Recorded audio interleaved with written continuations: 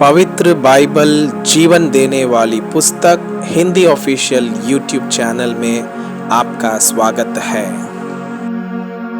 हमारे वीडियो प्रतिदिन प्राप्त करने के लिए कृपया हमारे चैनल को सब्सक्राइब करें और नोटिफिकेशन आइकॉन भी दबाएं।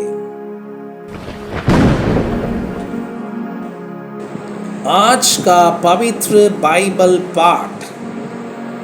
व्यवस्था विवरण के पुस्तक अध्याय 9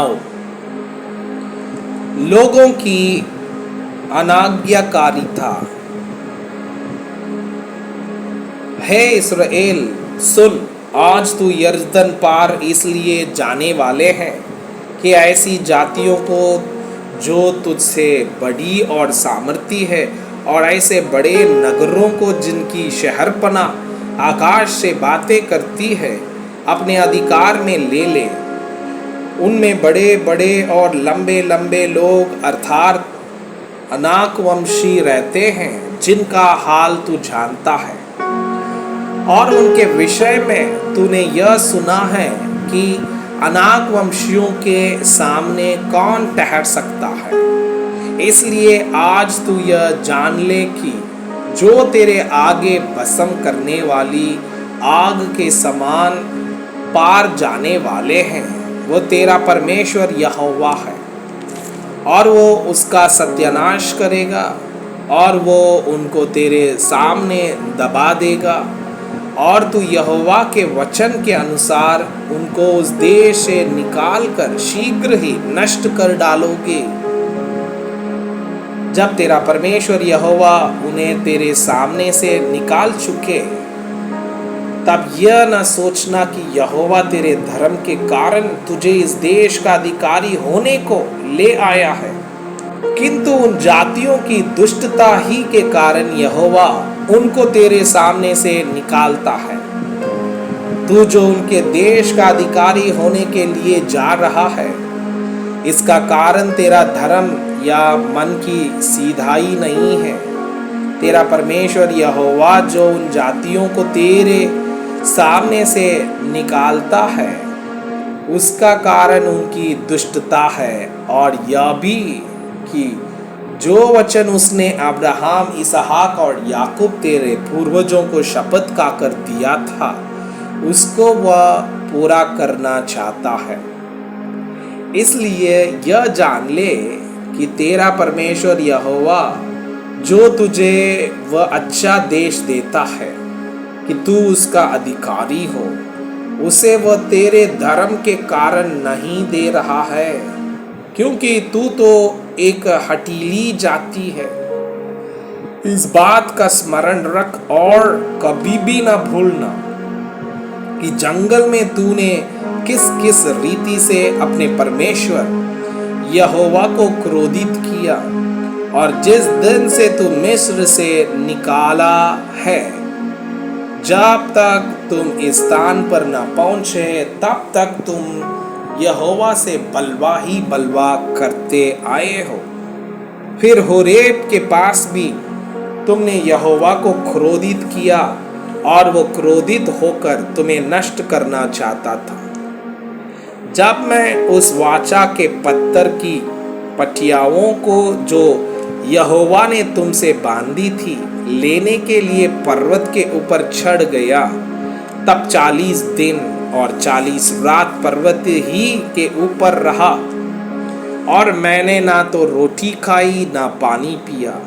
और यहोवा ने मुझे अपनी ही हाथ की लिखी हुई पत्थर की दोनों पटियाओं को सौंप दिया, और वे ही वचन जिन्हें यहोवा ने पर्वत के ऊपर आग के मध्य में से सभा के दिन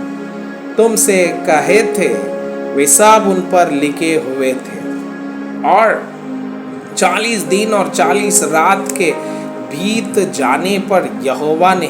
पत्थर की वे 2 वाचा की पटियाएं मुझे दे दी, और यहोवा ने मुझसे कहा, उठ, यहाँ से झटपट नीचे जा, क्योंकि तेरी प्रजा के लोग जिनको तू मिस्र से निकाल कर ले आया है, वे बिगड़ गए हैं। जिस मार्ग पर चलने की आज्ञा मैंने उन्हें दी थी उसको उन्होंने झटपट छोड़ दिया है, अर्थात उन्होंने तुरंत अपने लिए एक मूर्ति डालकर बना ली है। फिर यहोवा ने मुझसे यह भी कहा, मैंने उन लोगों को देख लिया, वे अठीली जाति के लोग हैं, इसलिए अब मुझे तू मत रोक ताकि मैं उन्हें नष्ट कर डालूं और धरती के ऊपर से उनका नाम या चिन्ह तक मिटा डालूं, और मैं उनसे बढ़कर एक बड़ी और सामर्थी जाति तुझी से उत्पन्न करूंगा। तब मैं उल्टे पैर पर्वत से नीचे उतर चला और पर्वत अग्नि से दहक रहा था और मेरे दोनों हाथों में वाचा की दोनों पटियाएं थी, और मैंने देखा कि तुमने अपने परमेश्वर यहोवा के विरुद्ध महापाप किया और अपने लिए एक बछड़ा डालकर बना लिया है, और तुरंत उस मार्ग से जिस पर चलने की आज्ञा यहोवा ने तुमको दी थी उसको तुमने तज दिया। तब मैंने उन दोनों पटियाओं को अपने दोनों हाथों से लेकर फेंक दिया और तुम्हारी आंखों के सामने उनको तोड़ डाला। तब तुम्हारे उस महापाप के कारण जिसे करके तुमने यहोवा की दृष्टि में बुराई की और उसे रिस दिलाई थी, मैं यहोवा के सामने मुंह के बल गिर पड़ा और पहले के समान अर्थात 40 दिन और 40 रात तक ना तो रोटी खाई और ना पानी पिया।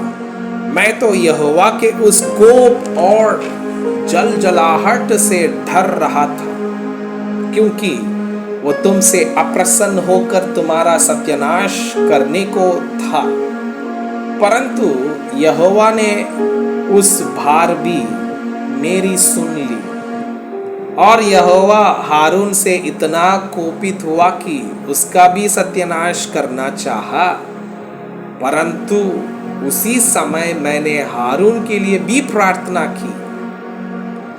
और मैंने वह बछड़ा जिसे बनाकर तुम पापी हो गए थे लेकर आग में डालकर फूंक दिया, और फिर उसे पीस पीस कर ऐसा चूर चूर कर डाला कि वो धूल के समान जीर्ण हो जाए, और उसकी उस राख को उस नदी में फेंक दिया जो पर्वत से निकलकर नीचे बहती थी। फिर तबेरा और मस्सा और किरबोन हत्तावा में भी तुमने यहोवा को रिस दिलाई थी। फिर जब यहोवा ने तुमको कादेश बरने से यह कहकर भेजा, जाकर उस देश के जिसे मैंने तुम्हें दिया है अधिकारी हो जाओ, तब भी